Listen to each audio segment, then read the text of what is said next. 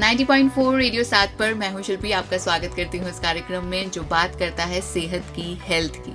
सेहत आपकी, हमारी, सबकी। जी हाँ, कार्यक्रम का नाम है सेहत सबकी, जिसमें मैं आपसे मिलवाती हूँ बहुत बड़े बड़े एक्सपर्ट से जो अपनी फील्ड में एक्सपर्ट हैं, और वो प्रॉब्लम्स जो आप डे टू डे लाइफ में फेस करते हैं और समटाइम्स आपको पता ही नहीं होता कि ये प्रॉब्लम हुआ भी करती थी या हुआ भी करती है।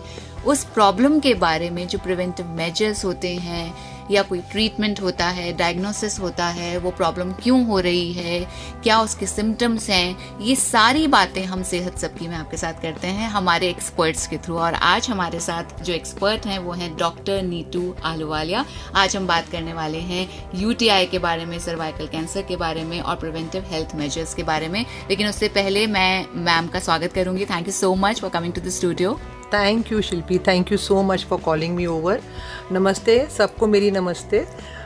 मैं doctor Neetu Ahluwalia, I am practising at Holy Family Hospital, Tilak नगर।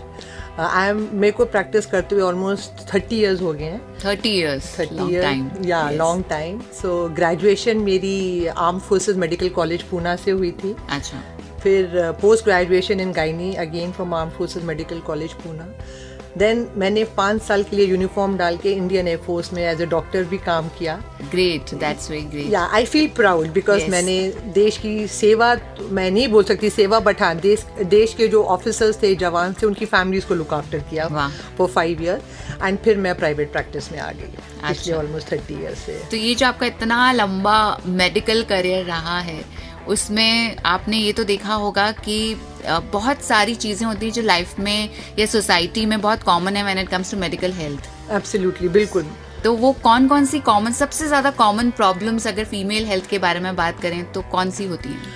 मैं personally UTI, urinary tract infection के बारे में आज डिस्कस करना चाह रही थी बिकॉज हमारे पास बहुत ऐसे पेशेंट्स आते हैं जो यूरिन इन्फेक्शन को लेके आते हैं। सो आई थॉट कि एंड प्लस इसमें ये लगता है हमारे को कि ये एक प्रिवेंटेबल बीमारी है जिसमें कि आप अगर थोड़ा सा कॉन्शियसली अपने हेल्थ को देखेंगे तो आप ये इन्फेक्शन अवॉइड कर सकते हैं। अच्छा। सो दैट इज़ वाई मेरे को लगा कि आज हम लोग यूरिन इन्फेक्शन से रिलेटेड जो भी है उसको थोड़ा विस्तार में डिस्कस करेंगे। अच्छा, तो यूटीआई जो है वो इसका फुल फॉर्म है यूरिनरी ट्रैक्ट इन्फेक्शन। एब्सोल्युटली, बिल्कुल सही।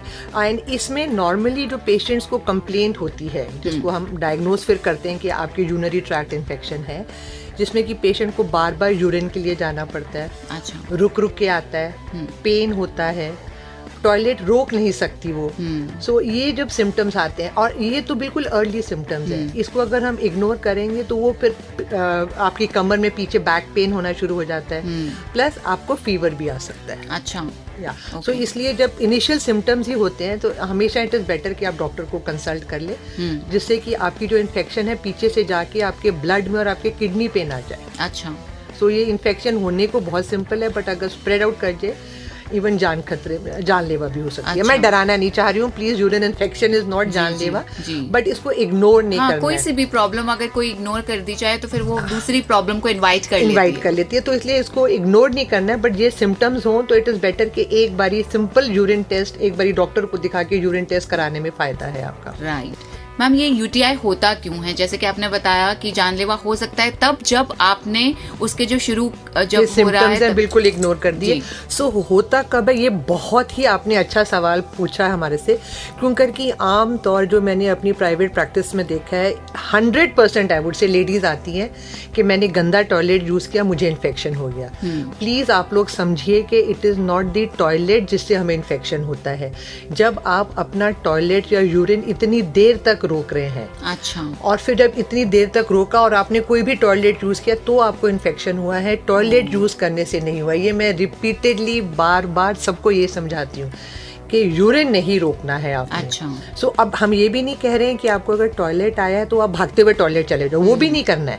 बिकॉज अगर आप भागते भागते हर 2-2 घंटे में जा रहे हैं तो भी आपने अपने ब्लैडर को ट्रेनिंग गलत दे दी। जी। सो आपको एक बैलेंस रखना है कि मुझे अभी एक टॉयलेट की अर्ज आई, उसको रोकनी है। फिर जब अगली अर्ज आई, जब आपको लगे अब मेरे को आ रहा है, आप टॉयलेट यूज करो। बिकॉज लॉट ऑफ टाइम्स क्या होता है, आजकल लेडीज आर वर्किंग, तो दैट हेजिटेशन के मैं जेंट्स के ऑफिस में हूँ, मैं चेम्बर में हूँ, मैं कैसे जाऊंगी, वो सब हेजिटेशन छोड़ के टॉयलेट यूज़ करना ज़रूरी है. So that is one way जिसमें हम प्रिवेंट कर सकते हैं. दूसरा वे से पानी खूब पीना है. So at least 3 to 4 litres of water every day, चाहे वो पानी के रूप में पियो, चाहे आप लस्सी, छाछ, नींबू शिकंजी, any form of liquids, if you take liquid. So क्या हो रहा है कि अगर लेटर से आपके यूरिन बॉडी में इन्फेक्शन भी आ रही है यूरिन में, तो वो पानी के साथ फ्लश आउट हो जाएगा. सो जितना आपका यूरिन निकला, जितना आपका पानी पिया, वो फ्लश आउट हो गया. सो आपके चांसेस कम हो जाते हैं यूरिन इन्फेक्शन के. तो आपने ये जो लस्सी, नींबू पानी ये सब बोला, उसमें क्या चाय कॉफी भी शामिल है यूरिन? चाय कॉफी यस, बट वही बात है, ये नहीं होना चाहिए कि आप 6 कप कॉफी के पी रहे हो. अच्छा. तो एक चीज को रोकने के लिए आप मॉडरेट. सो व्हेन वी से लिक्विड, मे बी सूप्स हैं, जूसेस हैं, लस्सी, नींबू शिकंजी, नारियल पानी, लिक्विड है. और कुछ भी नहीं तो सादा पानी पियो ना. ओके. 2.5-3 लीटर पानी पी लो. आप अपनी बॉटल अलग से रख लो, भी ये मेरे लिए पानी है, ये मैंने पीना है. ओके. एंड टॉयलेट नहीं रोकना है. In fact this is very interesting thing I would like to share कि ये लोग कहते हैं जो पेशाब की थैली, जिसको अपन यूरिनरी ब्लैडर कहते हैं, they say that is a very good servant but a very bad master. अच्छा. अब इसका मतलब क्या हुआ? Servant, it's a very good servant. So आज अगर मैंने अपने यूरिनरी ब्लैडर को ट्रेन कर लिया कि मेरे को 4 घंटे टॉयलेट नहीं जाना है, तो वो मेरी सुनेगा. अच्छा. आप समझे? हाँ. बट अगर मेरे को ब्लैडर को मैंने मास्टर बना दिया, या ब्लैडर ने मुझे बोला टॉयलेट आए, चलो टॉयलेट, फिर आ गया, फिर चलो टॉयलेट, तो आपकी एक हैबिट बन जाएगी बहुत जल्दी जल्दी जाने की. Why I'm saying this, next आगे क्या होगा, जैसे लेडीज मीनोपॉज की तरफ जाती हैं, 40, 45, 50, 60, 65, आप इनवेरिएबली सुनोगे कि मैं रात को टॉयलेट के लिए 8 बार उठती हूँ, 6 बार उठती हूँ, मुझसे टॉयलेट रोका नहीं जा रहा है. राइट. सो उसमें आप, इनफैक्ट मैं कहती हूँ, इवन एक यंग महिला, आज 30 ईयर्स की महिला भी एक बारी करके देखे. आप रात को उठो, 2, 3, 4 किसी भी टाइम एक फिक्स कर लो कि मैंने इतने बजे यूरिन के लिए उठना है, 3 बजे. आप 3 दिन के बाद देखोगे आपकी हमेशा जाग उतने बजे ही खुलेगी. क्या हुआ? आपके ब्लैडर ने ट्रेन कर लिया कि मुझे 3 बजे उठना है. तो वो जो ट्रेन हो जाता है ब्लैडर ट्रेन हो गया ना. हाँ. सो ब्लैडर ट्रेन हो जाता है. सो अगर आप देखोगे कि अगर आप हर रोज 3 बजे उठ रहे हो, चौथे दिन अपने आप जाग 3 बजे खुल जाएगी. सो आपके ब्लैडर को ट्रेनिंग मिल गई कि मुझे 3 बजे उठना है. सो अगर रात को भी आपको एक बारी टॉयलेट आ रही है, अगर आपको रात को सोने से पहले करके आप वॉशरूम यूज करेंगे, फिर अगर एक बारी अर्ज आ रही है, मत जाओ, उसको छोड़ दो, सो जाओ. फिर आप देखोगे सुबह जब उठोगे आप आराम से उठ के आराम से कर सकते हो. बट अगर हमने हैबिट डाल दी तो हमारी वो हर बारी 3 बजे जाग खुलेगी. जी जी जी जी. So that's what they say, it's a very good servant but a very bad master. Right. So ये मतलब ऑफ द ट्रैक था थोड़ा सा, बट आई थॉट मैं शेयर करूं. बहुत अच्छे से आपने समझा दिया कि आप किस तरह से अपने ब्लैडर को ट्रेन कर सकते हैं. Right. So that is very important. Another thing which I want to share is lot of हमारी महिलाएं बहनों को, लड़कियों को ये होता है कि हमने वॉश किया हम जब भी टॉयलेट गए. हाँ, बहुत लोग करते हैं. 90%. सो आई एम नॉट सेइंग उससे वॉश करने से आपको यूरिन इन्फेक्शन होगा चाहे नहीं होगा, मैं उस पर नहीं डिस्कस करी. सिर्फ ये एक मौका ले रही हूँ बताने के लिए आप सबको कि वॉश करने से आपका जो वजाइनल इन्फेक्शन है वो ज़्यादा हो जाएगा. अच्छा. सो आपकी जो यूरिन है वो स्टेराइल है, उससे आपको इन्फेक्शन नहीं होगी. बट अगर आप उस यूरिन को हटाने के लिए वॉश करोगे, वो जो पानी यूज करोगे, दैट इज नॉट गुड. सो अगर आप बहुत फंसी हो तो टॉयलेट पेपर यूज कर लो, सिंपल कॉटन कपड़ा रख लो, वो यूज कर लो बाथरूम में. बट इसको वॉश करने की हर बारी जरूरत नहीं है. सो दैट इज राइट. अच्छा. और ये बहुत रेकरिंग होता है, ये जो यूरिन इन्फेक्शन होता है, ये ऐसा होता है कि एक बार मेडिकेशन हो भी गया, आप डॉक्टर के पास चले भी गए और पता चलता है कि अच्छा आफ्टर 4-5 डेज. और इस इन्फेक्शन के लिए जैसा कि मैंने थोड़ा सा पढ़ा था, आई एम नॉट श्योर कि वो इन्फॉर्मेशन सही है कि नहीं है, उसमें वाइट डिस्चार्ज भी is a symptom. No, white discharge, that's exactly what I am saying. White discharge is not a symptom of urine infection. White discharge अलग है. जो आधा तो हम लोग अपने आप में बुला लेते हैं उसको नीचे की जगह वॉश कर करके. अच्छा. सो आप ये समझो जैसे आपके नोज है, आपकी आईज है, आपकी ईयर्स है. ईयर पे वैक्स आती है. अच्छा. प्रोटेक्टिव है ना. नोज में नोज लगता है, वो प्रोटेक्टिव है ना. जी. हम हमेशा तो नहीं वैक्स निकाल. सो वजाइना में हमारे नीचे एरिया में भी देयर सर्टेन ऑर्गेनिज्म जो हेल्दी नेचुरल प्रोटेक्टिव ऑर्गेनिज्म है. सो उनको हमको वॉश करने की जरूरत नहीं. तो वाइट डिस्चार्ज आपका वहाँ पे सॉर्ट आउट होता है. White discharge and urine infection are 2 different things. दोनों सेम चीजें नहीं. सो दैट इज वाई हमारे पास जब पेशेंट आता है तो हम उसको कहते हैं आप हमें कंप्लेंट्स बताओ. ये मत बताओ कि मुझे यूरिन इन्फेक्शन हो गया या मुझे यू अंडरस्टैंड। आप हमें कंप्लेंट बताओ, हमें लेट मी फिगर आउट कि क्या प्रॉब्लम है। राइट। और रेकरिंग इन्फेक्शन के बारे में? सो रेकरिंग क्या है, that is another very nice question, because recurring इसलिए होता है कि जो हमारा फीमेल जेनाइटल ट्रैक्ट है वो मेल जेनाइटल ट्रैक्ट से डिफरेंट है। ओके। सो हमारा जो फीमेल जेनाइटल ट्रैक्ट का जो यूरिनरी पाथ है दैट इज मच स्मॉलर। अच्छा। सो मच स्मॉलर, सो वहाँ पे इन्फेक्शन आने के चांसेस, और प्लस उसकी पोजीशन एंड लेआउट ऐसे होता है कि फीमेल्स वैसे ही प्रोन होती है इन्फेक्शंस को। अच्छा। सो हमारा genetically you will never hear कि मेल्स को इन्फेक्शन। हाँ, exactly. If you sit back and think, male को बहुत कम होता है। That is why, because male system urinary tract का is different from ours. So हमारे को अगर एक बार इन्फेक्शन होती है वो बिकॉज हमारा बॉडी, सबका एनाटॉमी ऐसी है, बट बार बार होने का रीजन है बिकॉज आपने पानी कम किया, आपने यूरिन होल्ड किया, ओके, आपने इनकम्प्लीट एंटीबायोटिक ले लिया, मैंने 2 दिन के लिए ले लिया, फिर मैंने छोड़ दिया बिकॉज मैं ठीक हो गई। हाँ, ऐसा भी करते हैं लोग। ऐसे भी करते हैं। So all these things together आपको फिर ये प्रॉब्लम दे देती है। ओके।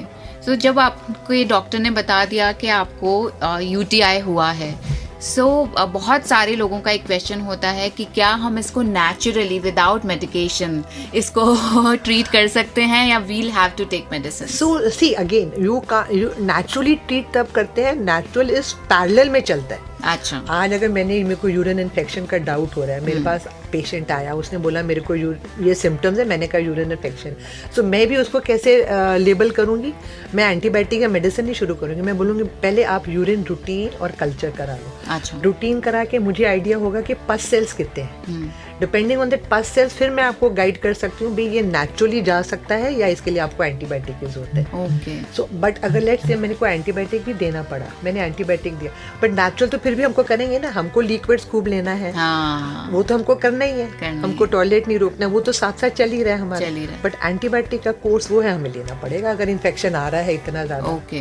बिकॉज वो इन्फेक्शन अगर हम ट्रीट नहीं करेंगे वो फिर बैक प्रेशर से हमारे किडनीज पे जाएगा एंड वो फिर सीरियस हो जाता है काम। राइट, मैं यही पूछ रही थी कि आपने कहा था कि अगर यूटीआई आप टाइम पे ट्रीट नहीं करेंगे, आप अवॉइड कर देंगे, तो वो it will invite other diseases. तो वो जो सेकंड स्टेज है वो क्या है? जब यूटीआई ज्यादा सीरियस हो जाता है तो वो क्या प्रॉब्लम सबसे पहली लेकर आता है? सो सबसे पहली प्रॉब्लम तो फीवर के साथ आएगा। अच्छा। So the first thing, patient जो आके हमें बोलेगा मुझे फीवर हो रहा है, fever normally high grade fever होता है, ठंड लग के होता है। सो सबसे पहले फीवर आएगा एंड वो फीवर देन ऑब्वियसली जब तक अपन ट्रीट नहीं करेंगे फीवर चलता रहेगा, और वो जो इन्फेक्शन यूरिन में अब तक था वो फिर ब्लड से जाके किडनी को इफेक्ट करेगा।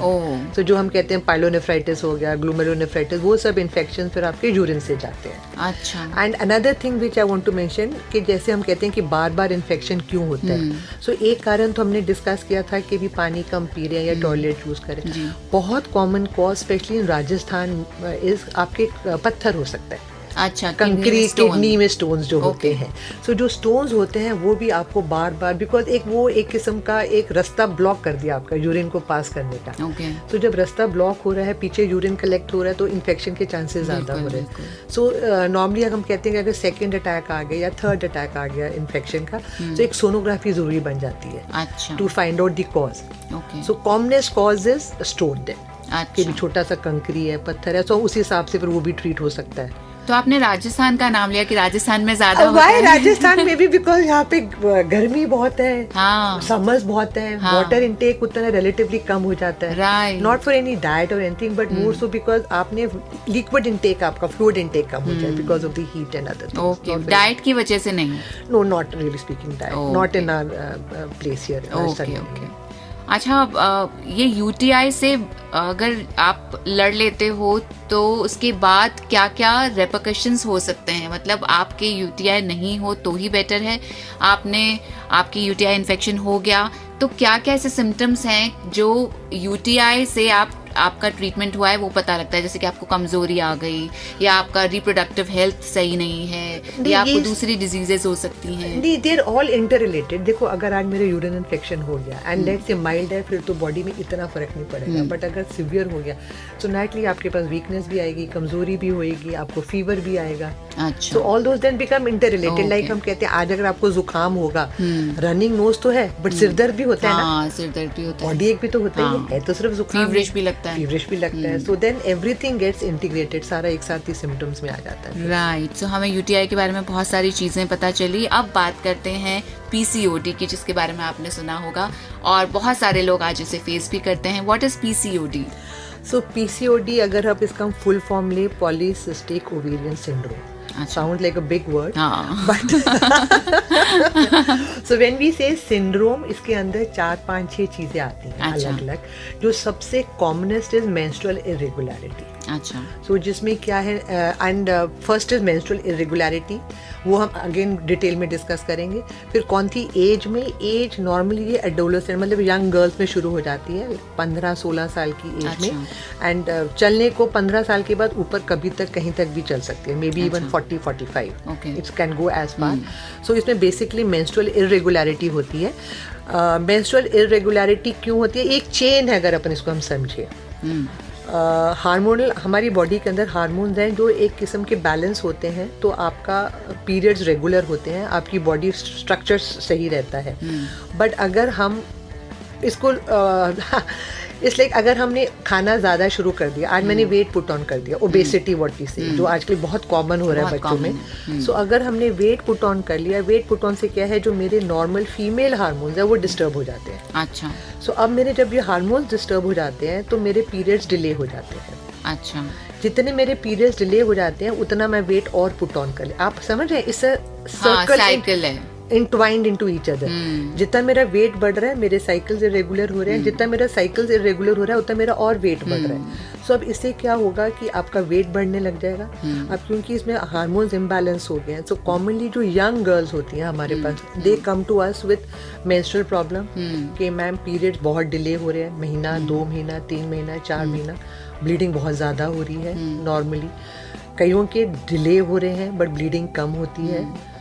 फेस पे पिंपल्स बहुत आ जाते हैं, एक्ने जिसको अपन कहते हैं. Fourth is your hair growth on the body.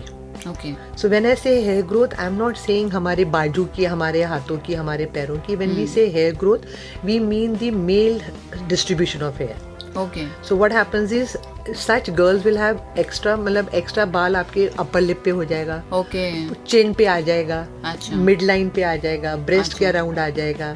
आपके सिर के बाल कम हो जाएंगे. अच्छा. सिर में आपकी बॉल्डिंग हो जाएगी. सो आपके what we call hirsutism, female growth hormone की डिस्टर्बेंस से हर्सुटिज्म ज्यादा आ जाएगी. सो यंग गर्ल्स जो आती हैं हमारे पास ओबेसिटी करके, पिंपल्स करके और ये हेयर ग्रोथ करके आती हैं. इसमें हमें ये समझना है कि इसको अब हम कैसे ट्रीट करें. सो ट्रीट कुछ हमारे हाथ में, कुछ आपके हाथ में. हमारे हाथ में है कि हम आपके पीरियड रेगुलर करें, जो हम हार्मोन्स दे के करते हैं. इसमें कोई परेशान होने की जरूरत नहीं है कि आज मेरे को डॉक्टर ने हार्मोन्स लिख दिए. You understand? Yes yes yes. So when you right, बहुत ऐसा लगता है कि अरे ये तो मेरा पूरा सिस्टम ही टेढ़ा मेढ़ा हो जाएगा. तभी मैंने हार्मोन्स को ऐसे. सो हम जब आपके पीरियड रेगुलर करेंगे, हम उसको, बिकॉज हमें हार्मोन्स काउंटर करना है ना. पीसीओडी में क्या हो रहा है, एक हार्मोन ज्यादा हो रहा है, दूसरा कम हो रहा है, तो हमको जो कम हो रहा है उसको उसके साथ बैलेंस करना है. सो हमको हार्मोन्स देने ही पड़ेंगे. जब तक हम आपकी साइकिल रेगुलर नहीं करेंगे, वो साइकिल रेगुलर नहीं होगी, आपका वो वेट नहीं कंट्रोल होगा. So what we tell the patients is, हम आपके साइकिल्स रेगुलर कर रहे हैं, पीरियड रेगुलर कर रहे हैं, वेट आप चेक करो अपना. So when you are checking your weight and जब आपके साइकिल रेगुलर हो रही है, आपकी एक्ने अपने आप ठीक होना शुरू हो जाएगा. जो हर्सुटिज्म हेयर ग्रोथ है वो हम बोलें कि बिल्कुल खत्म हो जाएगा, वो नहीं होगा.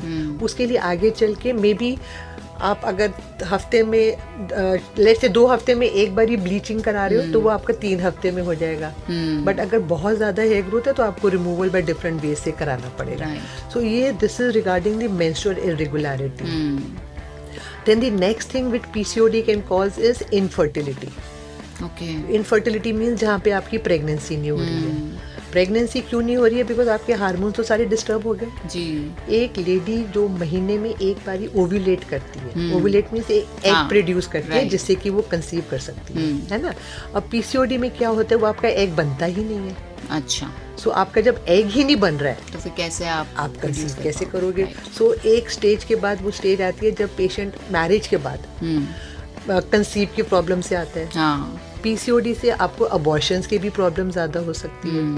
है ना। मैं कैसे चली हूँ, मैंने 15 साल से लेके जी। आपको 25-30 साल तक लेके आ गई, फिर मैं आगे आ गई जी, हूँ जी, जी। कि अराउंड 40-45 में भी पीसीओडी है आपके, सो आगे चल के फिर आपके कैंसर के चांसेस बढ़ जाते तो क्या 40-45 की एज में भी पीसीओडी की प्रॉब्लम हो सकती है? वाई नॉट, क्यों नहीं होगी, बिकॉज आपके पास वो ओवरीज तो है ही है, हार्मोन्स तो है ही है, अच्छा। आपने हार्मोन इनबैलेंस करा दिए। अच्छा, तो ये आप जो लाइफस्टाइल कोई इंसान जीते हुए आया है उसे आज तक पीसीओडी नहीं हुआ और अब 40-45 में एकदम से हार्मोन इम्बैलेंस हो सकते हैं? हो सकते हैं, आपने वेट पुट ऑन कर लिया, बॉटम अच्छा, लाइन क्या थी? ओके।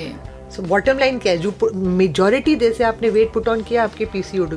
प्लस दूसरी चीज, जब हमारे पास कोई पेशेंट आता है पीसीओडी को, ये मैं इसलिए बताना चाह रही हूँ सबको कि आप समझो, पीसीओडी को पेशेंट की कंप्लेंट्स के हिसाब से ट्रीट करते हैं। अच्छा। आज मेरे को पीसीओडी है, आपको पीसीओडी है, मीना को, लीना को, वो सबकी ट्रीटमेंट अलग है, वो सारे की रिक्वायरमेंट अलग है, सबको अलग अलग सिम्टम्स हैं। Exactly. So PCOD is a basket of symptoms, but patient के सिम्टम से आया है, वो क्या ट्रीटमेंट चाह रहा है, उसके हिसाब से ट्रीटमेंट दिया जाता है। ओके।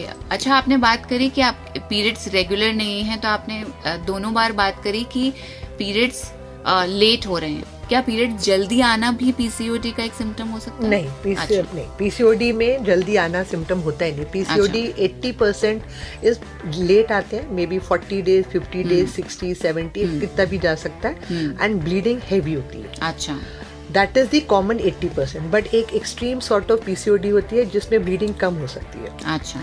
एंड एक और चीज़, हाँ, जब मैं परसेंटेज बात करूँ, ऑलमोस्ट 10 to 15% पेशेंट्स पीसीओडी भी होते हैं, बट वो फैट नहीं होते हैं, वो नॉन ओबीज पीसीओडी कहते हैं। हाँ, हाँ। So I think I stand corrected कि हर एक पेशेंट पीसीओडी वाला फैट नहीं है, but even non fat people भी पीसीओडी हो सकती है। वो फिर आप हार्मोन टेस्ट से पता करते हो, उनके और कोई सिम्टम नहीं होते। पर आज जैसे मेरे पास एक पेशेंट आया, बॉडी वाइज बिल्कुल ठीक है, फैट भी नहीं है, कुछ भी नहीं है, कोई पिंपल्स नहीं है, कोई ऐसा सिम्टम नहीं है, और मैंने उसके टेस्ट कराए तो उसमें पीसीओडी आया। सो वो नॉन ओबीज पीसीओडी होता है, which is relatively come chances होते हैं, मतलब हार्डली 10 to 15% में होता है, एंड उनको ट्रीट करने में थोड़ा ज्यादा मशक्कत लगती है। और बाकी इसके रीजन तो हार्मोनल इम्बैलेंस ही है, हार्मोनल इम्बैलेंस, वो लाइक वो जब हो जाता है, you can't say anything about that. और इसका क्या ट्रीटमेंट है, मतलब मेडिकेशन सी आप मेडिकेशन का लाइक ऐसे कोई अंत नहीं है मेडिकेशन का, टैबलेट्स बहुत है उसके लिए, बट हम क्या कहते हैं पेशेंट को, आप पहले अपना वेट कम करो ना। अगर मेरे को 4 दवाइयां देनी, अगर आप वेट कम कर रहे हो तो मेरे को 3 देनी पड़ेगी, 2 देनी पड़ेगी। सो थोड़ा सा आप आधा रास्ता चलोगे, थोड़ा हम चलेंगे, सो मेडिसिन कम हो जाएंगी। Okay, so that is very important in PCOD.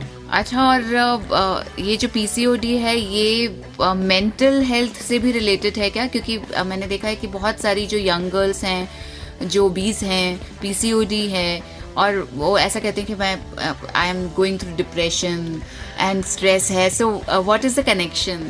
I don't think I would say PCOD really has any connection to अच्छा. depression, but I think this has become a very loosely used term कि मुझे बहुत stress है. हाँ. I will not say depression, but stress has become a very common word nowadays, and I think हम सबको लगता है कि this is one big word जिसकी छतरी के नीचे सब खड़े होके छुप जाते हैं and then justify कर देते हैं, isn't it? So and वही indirectly अगर लो, आज मैं ओवर ईटिंग क्यों कर रही हूँ? Because I'm stressed, maybe. I'm stressed, maybe. Or because I am obese, I'm stressed. Because my body shaming, हाँ. And another thing, now that हम बात कर रहे थे, बहुत बच्चे आते हैं हमारे पास, पेशेंट्स आते हैं, मेरा सिटिंग जॉब है ना, सबका, किसी को बोलो बेटा आप थोड़ा सा ओवरवेट हो रहे हैं, मैम मेरा सिटिंग जॉब है. मुझे आज एक ऐसी लेडी बता दो जिसका सिटिंग जॉब नहीं है. सभी का, लेडीज का मोस्टली, सारों का सिटिंग जॉब है ना. हम लोग कोई रनिंग या खेतियों में तो नहीं हम जा रहे हैं, है ना. So I feel don't blame the sitting job. It is a lifestyle. You have to take time out for yourself. And you have to control the diet. Yes.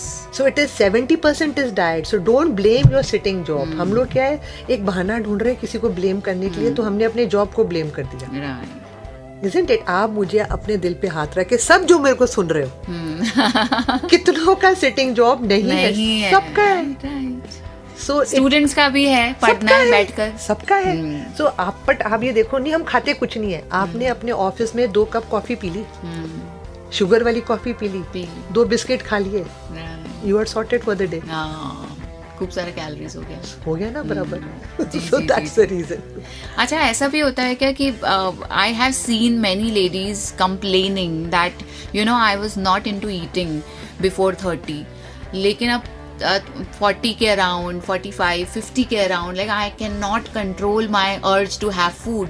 So is it hormones play कर रहे हैं कोई role, या फिर ये उनका सिर्फ उनके माइंड में है कि अब मैंने ज्यादा खाना शुरू कर दिया. मैं शुरू में तो देखो कितना स्लिम थी, अब मेरा अपने आप ही मैं रुक ही नहीं पाती खाने से. सो इट मेरी हंसी नहीं बंद हो रही है. सो बेसिकली क्या होता है, आप ब्रैकेट देखो, आपने 45-50 बोला जी, है ना.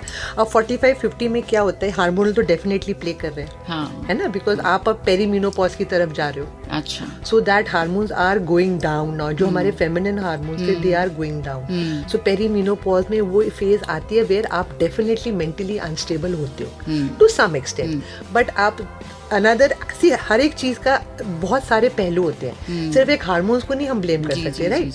अब क्या हो गया, 40-45 के हो गए, आपके बच्चे बड़े हो गए, बच्चे कॉलेज चले गए, you do not have anything to do, no? There's an empty nest syndrome. Yes. So what do I do? So I blame my hormones. I'm not able to figure out. तब तक husband अपना बहुत busy हो गया. आपने क्योंकि सिर्फ बच्चों को देखा, बाकी चीजों में इतना टाइम नहीं दिया अपना पैशन फॉलो करने के लिए, तो आप थोड़ा लोनली हो गए. बच्चों के पास टाइम नहीं है, है ना. फिर क्या होता है, as you advance in age, every 2 to 3 years your body requirement जो है कम होती जा रही है. सो मैं पहले तो बहुत कॉमनली ये पेशेंट आके बोलते हैं, मैं पहले तो 2 रोटी खाती थी, अब मैं 2 रोटी खाती हूँ, मेरे को लगता है हवा भी लग रही है. बट आप समझो मेरी बॉडी रिक्वायरमेंट तो 5% कम होगी ना. सो जो मैं 30 में खा के डाइजेस्ट कर सकती थी, वो 45 में आके मेरे को 2 रोटी को तो 1 रोटी करनी पड़ेगी. ओके, नेगेटिव बैलेंस पे तो जाना पड़ेगा. So it's all inter related. And by the time आप बिल्कुल मीनोपॉज में जाते हो, सो मेंटल हेल्थ इश्यूज होते हैं. You definitely have that issues. So वही बात है कि आपको फिर उसको ओवरकम कैसे करना है. आपको अपनी आउटडोर एक्टिविटी बढ़ानी है. मैंने योगा टीचर को घर बुला लिया. अरे बड़ा अच्छा किया, घर बुला लिया. कुछ भी मत करो, बाहर 4 चक्कर लगा लो. एग्जैक्टली. Isn't it?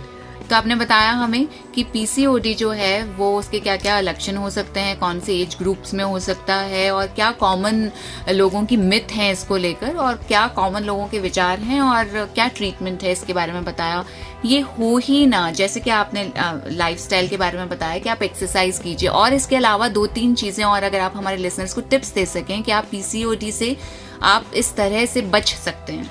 सी, बचना सबसे पहले तो लाइफस्टाइल में सब कुछ इंक्लूड हो गया. आपकी डाइट इंक्लूड हो गई, है ना, foremost, which is very very important.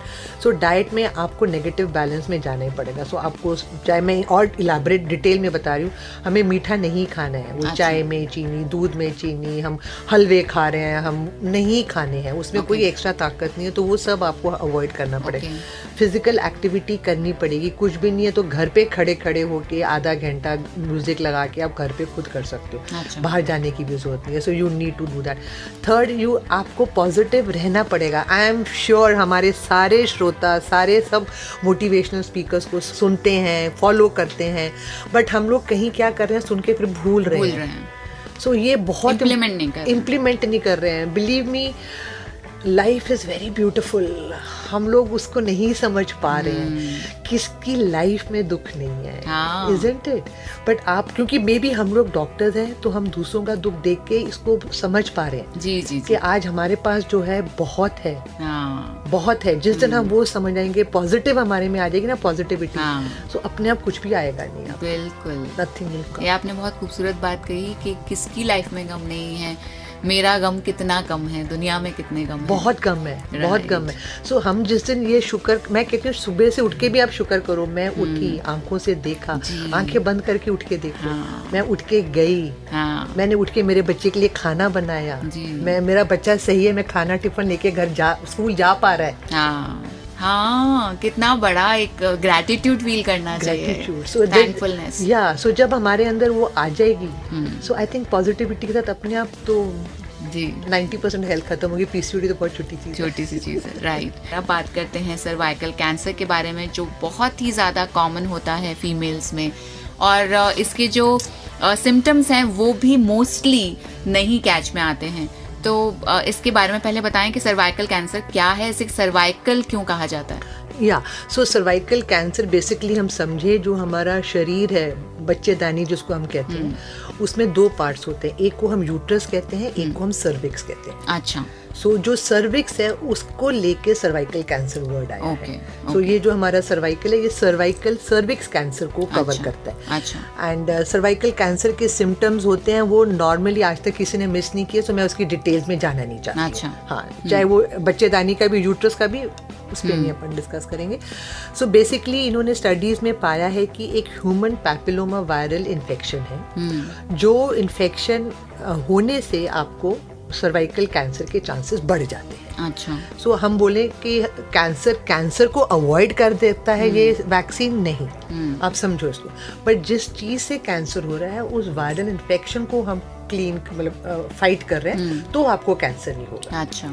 अब ये HPV कहते हैं हम इसको, ये आज से 20-25 साल इतना पॉपुलर नहीं था, अभी काफी सालों से है ये इंजेक्शन। इट्स नॉट दैट कि this vaccine has just come. अच्छा। हाँ, बट ये पॉपुलर क्यों हो गया है? HPV, एक तो हमारे पास डायग्नोस्टिक टूल्स आ गए, हम डायग्नोज करने में ज्यादा सक्षम हो गए। प्लस अगर आप देखो आजकल का हमारा जो लाइफस्टाइल हो गया है ना, सबका pre marital, marital, extra marital, बच्चों को द सेक्सुअल एक्टिविटी इतनी बढ़ गई जी, है ना, multiple partners, with multiple partners from both the sides. Yes yes. So अब क्या हो रहा है कि व्हेन ये जो HPV वैक्सीन है, this infection normally sexual activity से होती है। अच्छा। सो इन्होंने देखा गया है कि बिकॉज ये सेक्सुअल एक्टिविटी से होती है और ये वायरल इन्फेक्शन कैंसर कर सकती है, so they have now found this vaccine कि आपको इन्फेक्शन नहीं हो। अच्छा। सो आपको जब वायरल इन्फेक्शन नहीं होगा तो आपको सर्वाइकल कैंसर नहीं होगा। Okay. So that is the, in fact they say कि हमने जब पढ़ा था तो there is a very interesting story कि एक नन के सर्वाइकल कैंसर हो गया। अच्छा।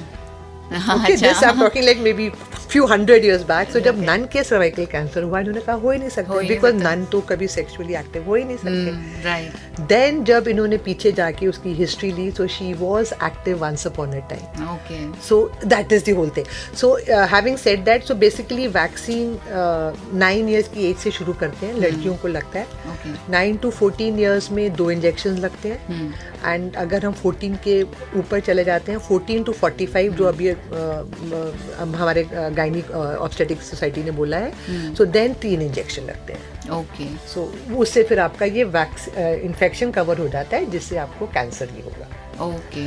क्योंकि हम अब कैंसर पे है, आई वुड एक मैं और थोड़ा सा ऐड करना चाहती हूँ जो बहुत मिस होता है और जो लेडीज को बिल्कुल आइडिया नहीं है। सी सर्वाइकल, यूट्राइन, अब जैसे मेरे बच्चेदानी का कैंसर है, वो तो मुझे पता लग जाएगा बिकॉज ब्लीडिंग ज्यादा होएगी, तो आप आओगे, है ना। 2 चीजें जो मैं हाईलाइट करना चाहती हूँ, ये मौका मेरे को अच्छा मिला। एक तो जब पोस्ट मीनोपॉजल, मतलब कि आज 1 साल से ज्यादा हो गया मेरे को पीरियड्स नहीं आ रहे हैं, और उसके बाद अगर मेरे को हल्का सा भी स्पॉट लगा है, आपको डॉक्टर को जाके दिखाना बहुत जरूरी है। हम ये नहीं कह रहे ये कैंसर है, बट ये कभी भी उस तरफ जा सकता है। सो इसको लाइटली नहीं लेना कि भी मेरे को 2 साल पहले दाग लगा था, अब मेरे को दोबारा लगा। अच्छा। यू अंडरस्टैंड, बिकॉज हमारे पास काफी पेशेंट आते हैं। The moment you see मैं a spot. कहती हूँ, हाँ, you see a spot after आपके 1 साल तक पीरियड्स नहीं आए, you must get in touch with the doctor.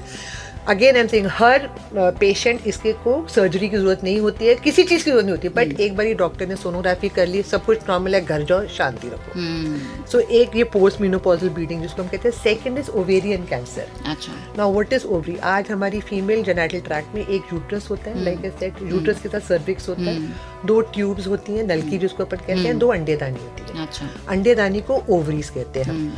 Ovarian cancer का सबसे बड़ा ड्रॉबैक ये है कि वो डायग्नोज नहीं होता है। हाँ, पता ही नहीं चलता है। सो आपके पास जब कोई कंप्लेंट ही नहीं है, तो आपको क्या पता आपके अंदर क्या है। बच्चेदानी का कैंसर आता है 45-50 के बाद। अच्छा। सर्वाइकल कैंसर भी कायदे से यंग एज में देखा जा रहा है, बट नॉर्मली 35-40-45 के बाद। ओवेरियन कैंसर आपको 20 साल की उम्र से लेके 90 साल की उम्र तक हो सकता है, कभी भी हो सकता है। सो अब अगर मुझे ये ओवेरियन कैंसर है, मैं इसको कैसे डायग्नोज करूंगी? मेरे को तो कोई सिम्टम ही नहीं है। जी जी। सो इसका normally what I advise to all people that at least हर साल अपनी सोनोग्राफी जरूर कराएं। इंटरनल सोनोग्राफी साल में 1 बार जरूर कराना है। अच्छा। एंड जो आपका अनदर थिंग, एक बड़ी कॉमन सिम्टम्स जो लेडीज में होती है, मेरे को गैस्ट्रिक बहुत है। अच्छा। मुझे गैस्ट्रिक बहुत है। ओके। ओवरीज की सोनोग्राफी जरूर कराए। अच्छा। गैस्ट्रिक सिम्टम्स को लाइटली मत ले। अगर मेरी पूरी टॉक में अगर ये एक मैसेज अगर समझ लेते हैं, अच्छा, फॉर फीमेल्स कि मुझे गैस्ट्रिक है और मुझे एक बार ही सोनोग्राफी ओवरीज की करानी है, I think we have justified it. Wow, मतलब आपको एक बार तो साल में एक बारी साल में एक बारी इंटरनल सोनोग्राफी होनी चाहिए। और गैस्ट्रिक इश्यूज आपको बहुत सारे आ रहे हैं तो भी करानी है। हम लोग क्या करते हैं गैस्ट्रिक इश्यूज के लिए, हम क्या कहते हैं, मैं लिवर वाले के पास चला गया, मैंने पुदीन हरा खा लिया, मैंने इनो पी लिया, मैंने डाइट चेंज कर ली। बिल्कुल, तो यही सब हम करते हैं। सो बट इसमें हम ओवरी को मिस करते हैं। ओवरी का symptom sometimes can be gastric symptom. Okay, thank you so much doctor. अगर आप हमें कुछ प्रिवेंटिव हेल्थ मेजर्स भी हमारे लिसनर्स को दे सकें कि उन्हें क्या क्या करना चाहिए, कौन कौन सी चीज़ों का ध्यान रखना चाहिए, कौन कौन से सिम्टम्स बॉडी में, या कितनी अवेयरनेस अपनी बॉडी को लेकर होनी चाहिए, ये सब अगर आप बता सकें। क्योंकि हम अभी कैंसर के मुद्दे पे थे, तो मेरे को लगता है मैं इसमें हम लोग सारा ही कवर कर लें। एक फीमेल को लेके हमने यूट्राइन कैंसर कर लिया, पीरियड से वो ब्लीडिंग से रिलेटेड होगा, सर्वाइकल कैंसर कर लिया, ओवेरियन कर लिया। नेक्स्ट जो अगर हम बॉडी में देखें तो ब्रेस्ट कैंसर।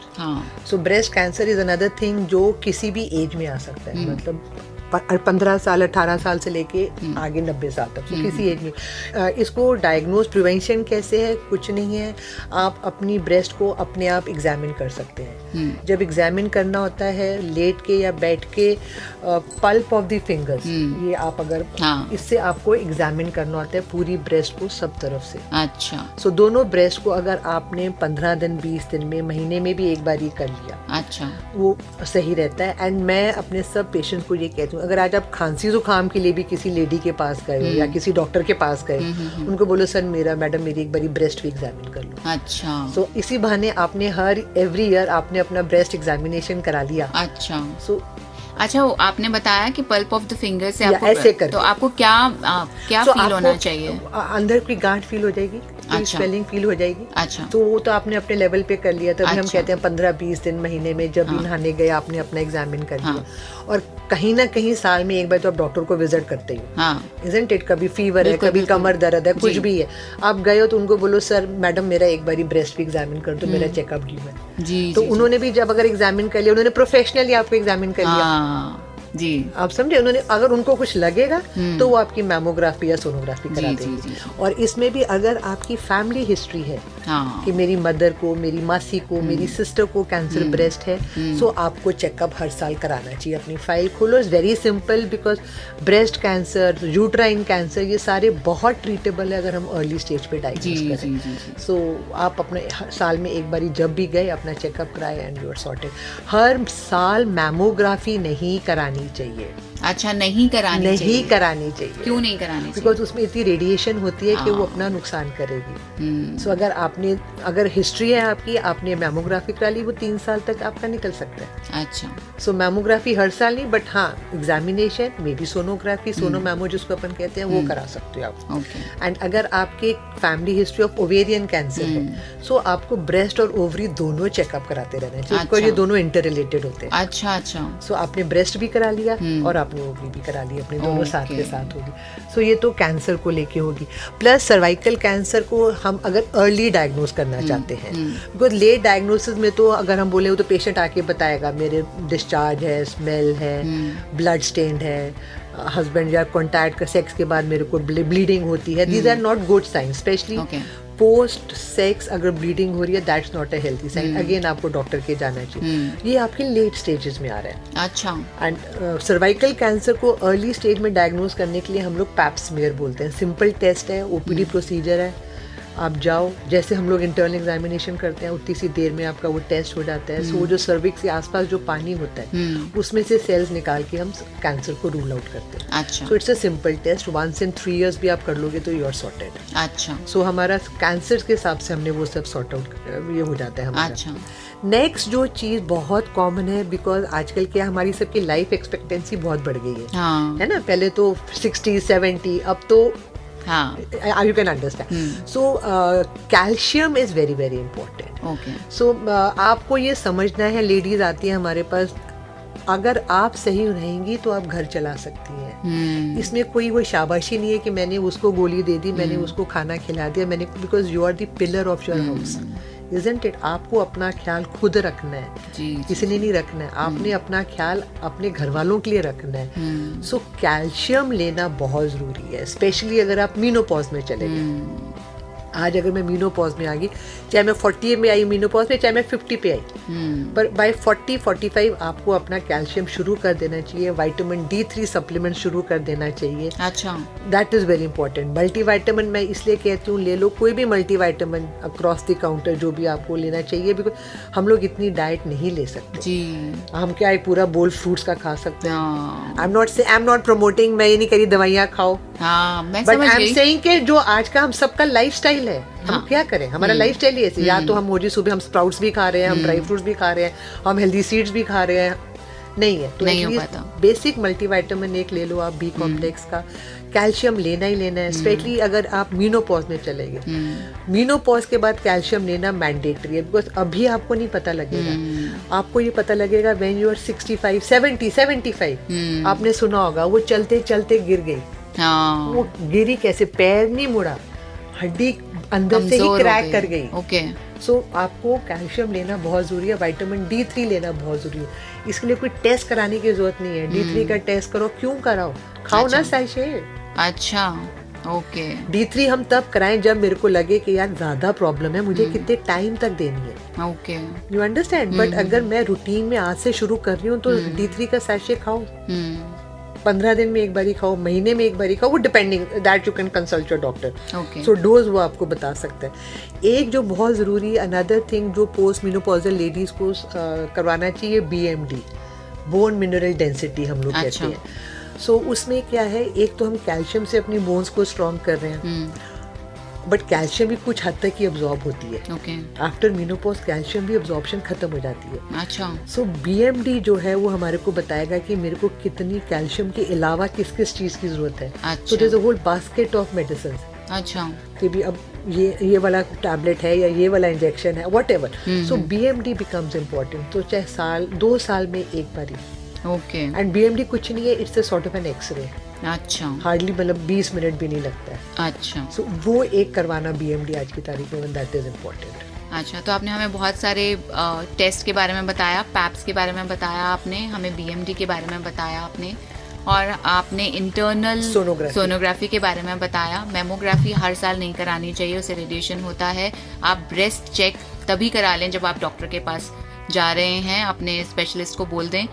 और इसके अलावा जो भी आपसे मिलना चाहता है तो अगर आप अपना कांटेक्ट या फिर अपना एड्रेस या फिर अपने टाइमिंग्स, मतलब जो भी आप शेयर कर सकें हमारे लिसनर्स के साथ, वो प्लीज शेयर कीजिए। मेरा होली फैमिली हॉस्पिटल तिलक नगर में हूँ जी। नॉर्मली 8 से 2 OPD में होती हूँ। किसी को भी आके कभी भी any time most welcome. Right, thank you so much. आपने हमें बहुत सारी बातें बताई, इनफैक्ट वो चीजें भी बताई जो शुरू से कितनी सारी मिथ्स, कितनी सारी बीमारियों को लेकर होती हैं, और क्या क्या चीजें अगर फैमिली हिस्ट्री में है तो हमें ध्यान रखनी है। लाइफस्टाइल कितनी बड़ी चीज होती है, और ये जो बहाना होता है कि सिटिंग जॉब है, वो बहाना बिल्कुल भी नहीं चलने वाला है क्योंकि किसका सिटिंग जॉब नहीं है। And I had no answer to that, and I am very sure कि आप लोगों के पास भी कोई आंसर नहीं है कि सिटिंग जॉब तो सबका ही है। इसीलिए हमें ही अपना ध्यान रखना है। और इसमें जो बहुत सारी फीमेल्स ऐसा भी करती हैं कि भाई मैं तो अपना ध्यान नहीं रखती, मैं पूरी फैमिली का ध्यान रखती हूँ, तो डॉक्टर ने बहुत ही जेन्युइनली, बहुत ही ऑनेस्टली कहा है, तो इसमें बड़ी बात नहीं है। If you would not be able to take care of yourself, how would you take care of your family? So please do take care of yourself. ये सारी चीजें आज हमें पता चली इस एपिसोड में। थैंक यू सो मच हमारे इस एपिसोड में आने के लिए, इसका पार्ट होने के लिए, और हमें इतनी सारी जानकारी देने के लिए। Thank you so much, thank you, God bless all of you, thank you. 90.4 radio 7 पर मैं हूँ शिल्पी। आपसे फिर मुलाकात होगी सेहत सबकी के एक और एपिसोड में with one more expert doctor, जो हमें आपकी सेहत, हमारी सेहत के बारे में बहुत सारी जानकारी देंगे। तब तक के लिए मुझे दीजिए इजाजत। सुनते रहिए रेडियो 7 सदा आपके साथ। स्वीकार कीजिए मेरा नमस्कार।